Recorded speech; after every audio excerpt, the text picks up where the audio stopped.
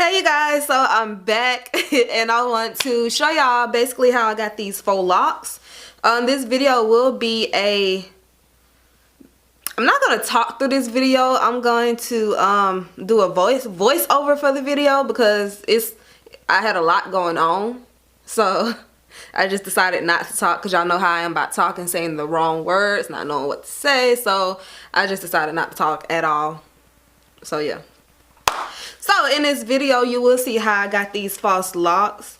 Right now they're not at their best, you know, appearance because it's been about a week or two since I finished them, and it did take me about 3 days to finish because this wasn't my priority at the moment. So it took about 3 days because I would just sit down and watch TV and do a couple at a time. Now if I were to sit down and just do my head, it probably would have taken 4 hours to complete. I want to say like probably 4 to 6 hours to complete and I would have been done. But that wasn't the case. I just decided to take my time. Oh yeah, also to let y'all know some information about these locks because I didn't put it in the actual like tutorial video. So the locks that I'm using are from Dreadlock Box. It's gonna be in the description below because y'all know, like I said, how I be messing stuff up. But yeah, they're from Dreadlock Box and I got the ginger, and the ginger are this color. This color would be the ginger right here. And I also got the, I believe it was cocoa. Matter of fact, let me look it up for y'all because I be tripping. I be tripping real hard. Okay y'all, so I have my details now. So I ordered my locks from Dreadlock Box, and the way that I found this vendor was through YouTube because I'm probably gonna link the YouTuber who I seen with these locks, and she also kind of taught me how to put these locks in. So I ordered these locks on September the 13th, 2017, and I received them, I want to say sometime in early November or the end of October because it does take about 6 to 8 weeks in order to get your locks because he had such a high volume on orders, and they're handmade locks. They're not you go to the hair store and you get your locks in a pack and just check out and go home.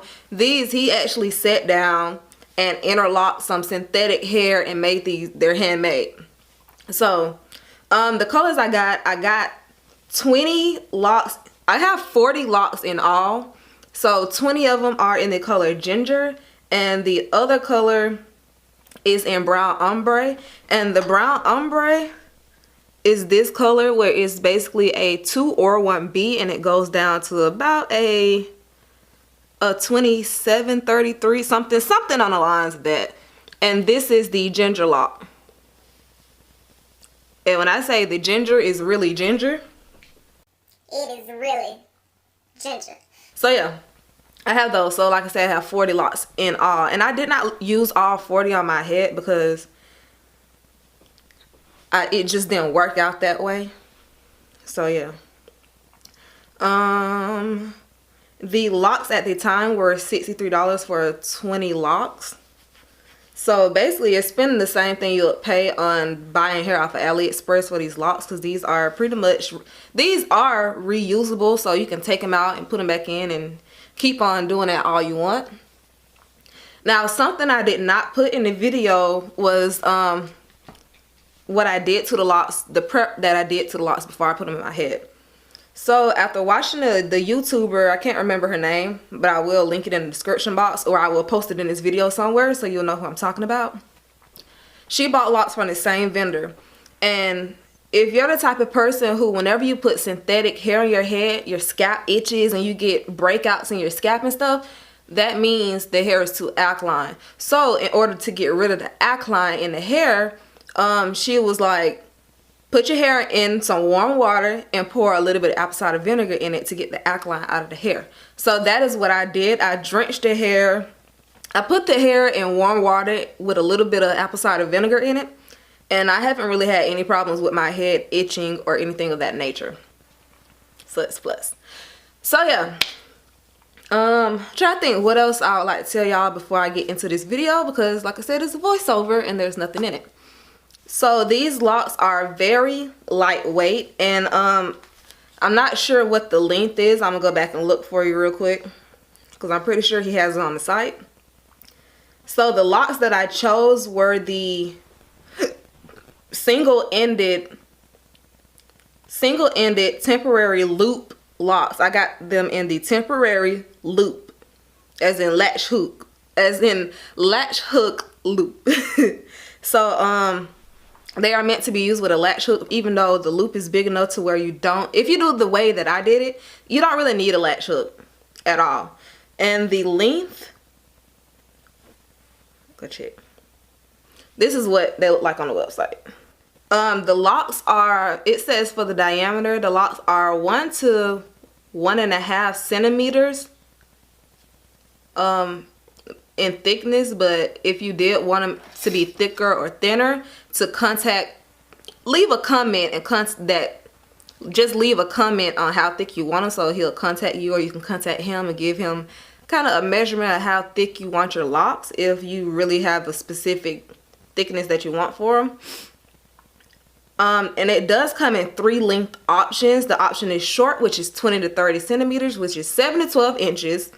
Or you can get a medium, which is 19 to 23 inches. Or long, which is 27 to 31. Now the size that I got the medium. So my locks right now are 19 to 23 inches.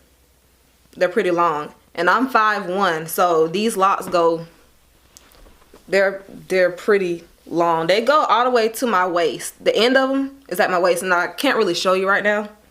And I'm not dressed to show you how they look. So yeah. But yeah, if you feel like I'm leaving out any stuff, just leave it in the comment box below. But if you're interested in seeing how I installed these locks, and this is how they look now. If you're interested in how I installed these very realistic locks, then please keep watching. So for this look, I'm starting off with regular plaits. I didn't really do a specific braid pattern or anything. I really just plaited up my hair for this. And also, if you want it to be a protective style, you can add braiding hair to protect your ends. However, I plan on getting a haircut after taking these out. So I've already completed most of my head, and I'm going to show you how I do these last 2 plaits. The lock comes with a pre-loop on it, and this is what I'm going to use to install it. It's pretty simple. You don't even really need a latch hook for this method. So the first method I'm going to show you is how to install it without the hoop. You basically just slide your plait through the loop of the lock, and you'll hold it at the base of your plait. And at this part, you want to get it in a position where you can hold it very taut, so it doesn't slide up your braid while trying to twist. Because for this method, we need to twist our plait, wrap our plait around our lock. And this is going to hold the lock in place. So just like any faux locks, you know how they wrap the weave. I'm just wrapping my plait just like the faux locks.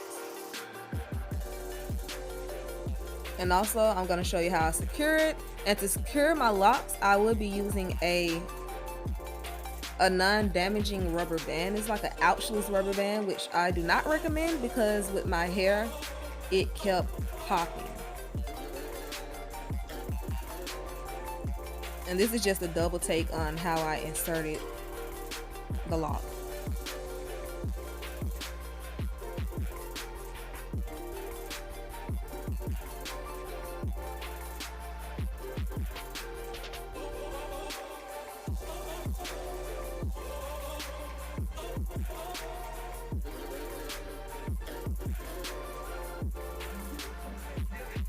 So like I was saying, when you get to the end of your wrap, you are going to secure your braid using a rubber band or whatever method you would like to use to make sure your braid does not come unraveled from your lock. And this crappy rubber band is the ouchless rubber band. Don't use it. And next I'm going to show you the second method to installing these locks, which involves using a latch hook, which I will show you in the next clip.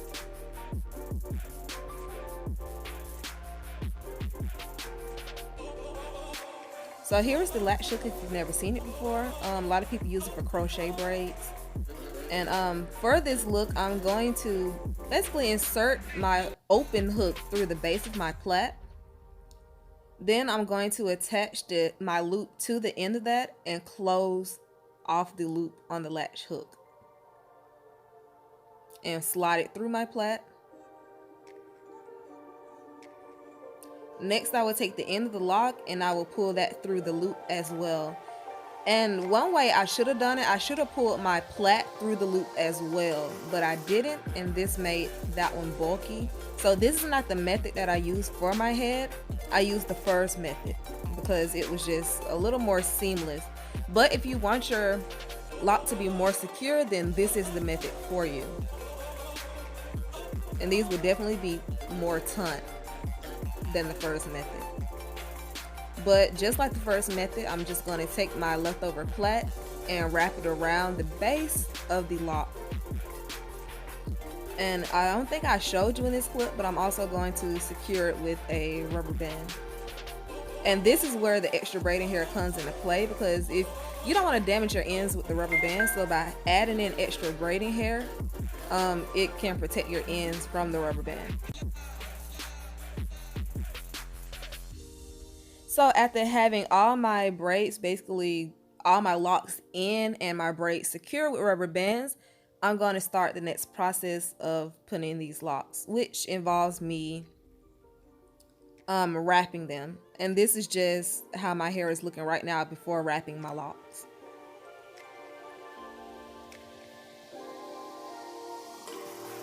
The hair I'm going to use is some reggae braid from Expression. It has that kinky texture to it, kind of like kinky twist hair or Havana hair. I'm going to take this hair and separate it to fluff it out a little bit.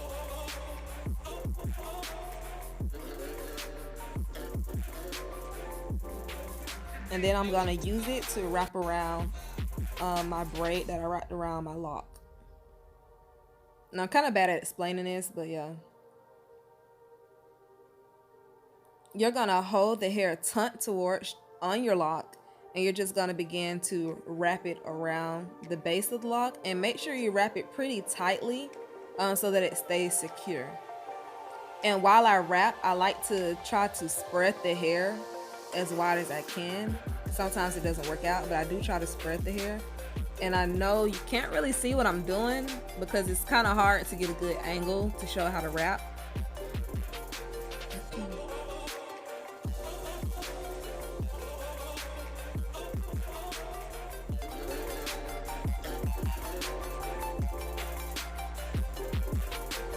And you'll just continue wrapping your hair until you have finally covered up your braid. But this part is to camouflage your braid that is on the lock, and to also camouflage the rubber band used to secure your braid.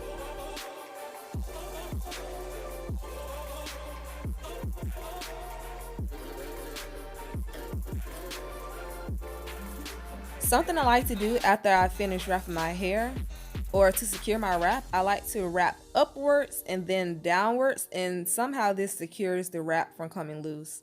And also I like to do a palm roll to so it can keep it from looking too perfect. I like to palm roll it so I can make it look a little more distressed, in a sense, natural looking.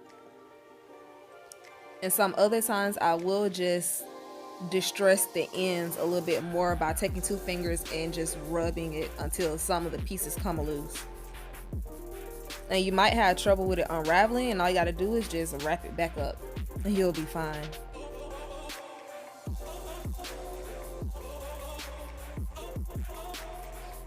So this clip, I'm going to show you, this is what I meant by distressing the end of the wrap, so it kind of blends into the rest of the lock. And right here, it came loose, and all I did was just wrap it back.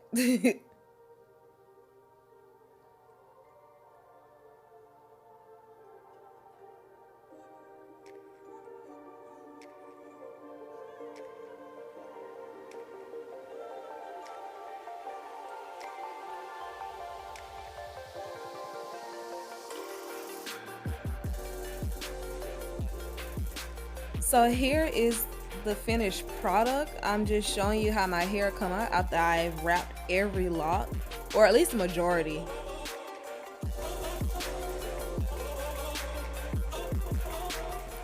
So these are the locks from Dreadlock Box, and this is how they look kind of after having them in for about a week or two. They are really long, but they are not heavy at all. I'm really enjoying wearing these so far, and I don't plan on taking them out to probably like a month or something. Probably not that long. I might refresh them, but in this video you saw how I installed the locks, and if you have any questions about the locks or how I installed, or you know, any other methods to put them in, please let me know in the comment box below. And I will also, like always, leave all the details in the description below as well. So yeah, I hope you guys enjoyed this video, and I'm really enjoying these locks, and I hope if you decide to buy them, that you enjoy them too. But either way, I will see you guys in my next video.